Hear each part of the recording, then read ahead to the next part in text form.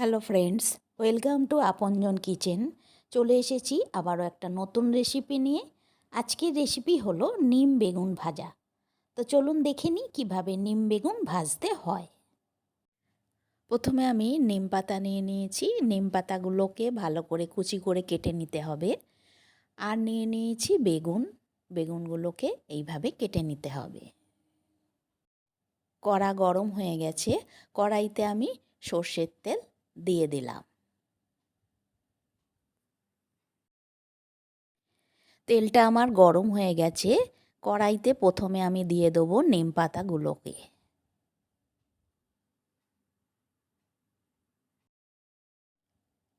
নিম পাতাগুলোকে আগে হালকা করে ভেজে নিতে হবে।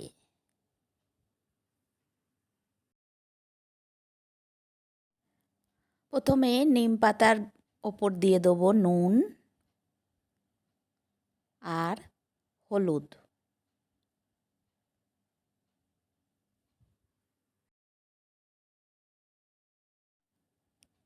এইবার নুন আর হলুদ দিয়ে নিম পাতাগুলোকে হালকা করে ভেজে নিতে হবে।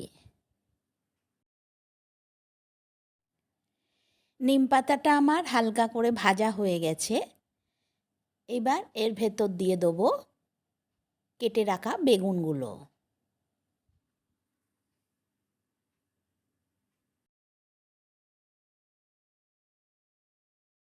এবার নিম পাতা আর বেগুন একসঙ্গে ভালো করে মিক্সড করে নিয়ে ভেজে নিতে হবে এবং বেগুনগুলো সেদ্ধ হওয়ার জন্যে আমি 1 মিনিটের জন্য ঢাকা দিয়ে দেবো। এবার ঢাকনা খুলে নেব। খুলে নিয়ে ভালো করে নিম পাতা আর বেগুনগুলোকে আবার নাড়াচাড়া করে নেব। আর ঢাকা দেবো না।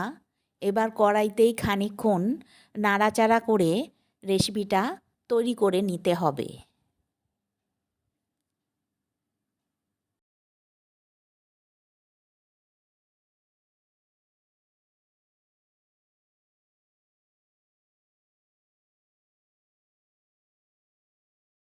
আমার আজকের রেসিপি নিম বেগুন ভাজা পুরোপুরি কমপ্লিট হয়ে গেছে। যদি রেসিপিটা আপনাদের ভালো লাগে তাহলে লাইক, শেয়ার, কমেন্ট করবেন। আর নতুন দর্শক হলে চ্যানেলটিকে সাবস্ক্রাইব করে রাখবেন লেটেস্ট ভিডিও পাওয়ার জন্য। এইবার আমি রেসিপিটা বাটিতে তুলে পরিবেশন করব।